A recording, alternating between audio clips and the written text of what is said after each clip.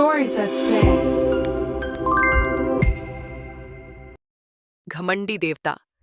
सृष्टि का संतुलन डगमगा चुका था। असुरों ने देवताओं को हर दिशा से परास्त कर दिया था। स्वर्ग पर अधिकार जमा चुके असुरों ने न केवल देवताओं की सत्ता छीनी, बल्कि संपूर्ण सृष्टि में अराजकता फैला दी।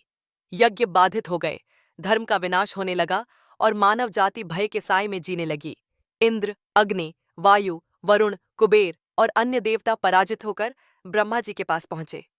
सभी देवता व्यथित और अपमानित थे। उन्होंने ब्रह्मा से विनती की, हे ब्रह्मा, असुरों का दमन संभव नहीं रहा। हमारी शक्तियां क्षीण हो चुकी हैं। कृपया कोई उपाय बताइए। ब्रह्मा जी ने गंभीर स्वर में कहा, तुम सबने अपने धर्म से विमुख होकर अपनी शक्तियां खो दी, किंतु अभी भी समय है। उठो और अपने कर्तव्यों का स्मरण करो।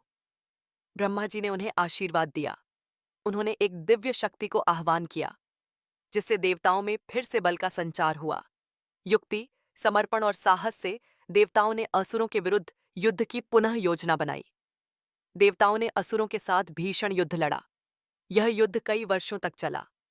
पर्वत हिले, आकाश में अग्निबाण चमके और समुद्र के जल भी गर्म हो उठे।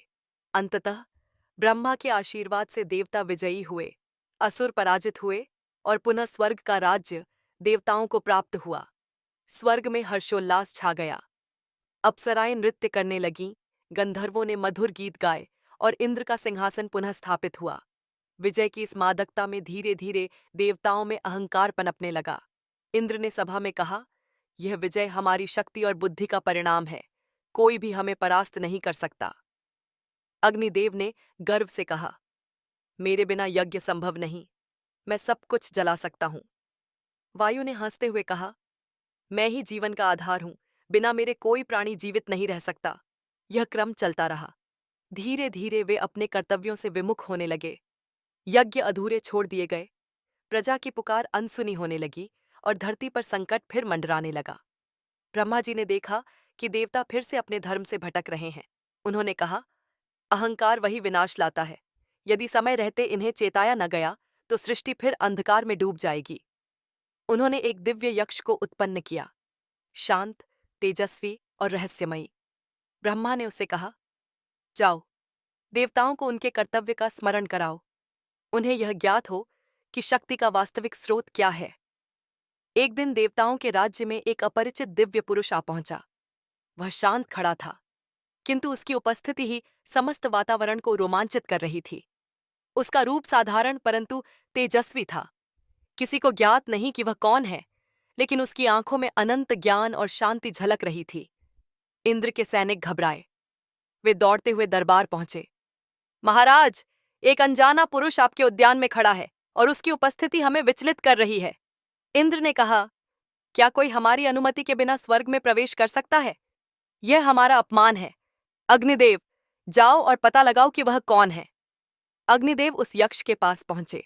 उन्होंने गर्व से कहा, हे अजनबी, तू जानता नहीं कि यह देवताओं का राज्य है? मैं अग्नि हूं, यज्ञों की आत्मा। मैं सब कुछ भस्म कर सकता हूं। यक्ष ने विनम्र भाव से एक सूखा तिनका उठा लिया और अग्नि की ओर बढ़ाते हुए कहा, क्या तुम इसे जला सकते हो? अग्नि ने हंसते हुए कहा, यह मामूली तिनका? एक क्षण में राख कर दूंगा। वह अपने संपूर्ण बल से तिनके पर अग्नि फेंकने लगा, किंतु तिनका टस से मस नहीं हुआ। वह ज्यों का त्यों रहा। अग्नि हतप्रभ था। वह लज्जित होकर लौट गया। अब इंद्र ने वायु देवता को भेजा। वायु ने आते ही दंभ से कहा, मैं इस तिनके को आकाश तक उड़ा सकता हूं। यक्ष ने वही तिनका उनकी ओर बढ़ाते हुए पूछा, तो उड़ाकर दिखाइए। वायु ने तूफान का वेग लाया।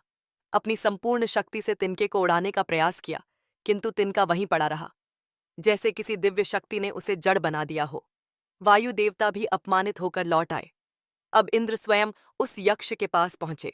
उन्होंने उसे घूरते हुए कहा, तुम कौन हो? मेरी सेना, मेरे अग्नि और वायु तुम पर प्रभाव नहीं डाल सके। यक्ष ने शांत स्वर में उत्तर दिया, मैं वही हूं जिसे तुम भूल चुके हो। तुमने समझा कि यह विजय तुम्हारी थी, पर यह ब्रह्मा की कृपा थी। मैं ब्रह्मा का दूत हूं और तुम्हें यह स्मरण कराने आया हूं कि शक्ति केवल सेवा और धर्म में है, अहंकार में नहीं। इंद्र स्तब्ध रह गए। उनकी आंखों से अहंकार का पर्दा हट चुका था। उन्होंने सिर झुका दिया और कहा, हे दिव्यात्मा, हमसे भूल हुई, हम अपने धर्म से भटक गए थे। उस दिन से देवताओं ने पुनः अपने कर्तव्यों को अपनाया। वे यज्ञों में भाग लेने लगे, प्रजा के कल्याण के कार्यों में जुट गए और धर्म की पुनः स्थापना की। इंद्र ने यक्ष के चरणों में गिरकर कहा, हे ब्रह्मदूत, तुम्हारी कृपा से हमने सच्चा मार्ग पाया। यक्ष अंतर्धान हो गया, किंतु उसकी उपस्थिति ने देवताओं को जीवन का मूल पाठ पढ़ा दिया। उपसंहार। कथा का संदेश। यह कथा केवल देवताओं की नहीं, हम सभी की है। जब हम अपनी उपलब्धियों को अपने पुरुषार्थ का परिणाम मान लेते हैं और अपने भीतर ईश्वर या समाज के योगदान को भूल जाते हैं, तब अहंकार जन्म लेता है और वही अहंकार अंततः विनाश का कारण बनता है। ब्रह्मा का यह यक्ष हम सबके भीतर है, जो समय समय पर हमें स्मरण कराता है कि विनम्रता, सेवा और धर्म ही सच्ची शक्ति हैं। सेवा का अर्थ है। Please like, share, and subscribe our channel for more interesting stories.